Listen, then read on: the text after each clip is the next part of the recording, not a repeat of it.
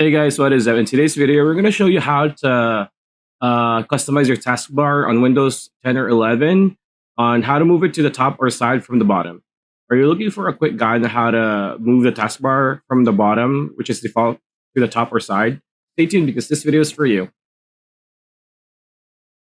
All right, so we are now on our desktop and doing this for both Windows 10 and 11 are the same.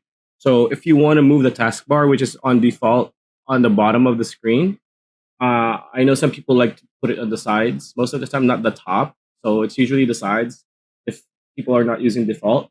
What you want to do is right click on the on the taskbar on the bottom like so, and click on taskbar settings. Right on taskbar settings, you can go take a taskbar location on screen. So as you can see, it says bottom. So if you want to put it on the top, click on top. And as you can see, it's going to be on the top. If you want to put it on the left, it's going to be on the left. If you want to put it on the right, it's going to be on the right. And yeah, that's it. That's the video. Hope you liked it. Like, comment, share, subscribe, ring that bell icon, and we'll see you on the next one.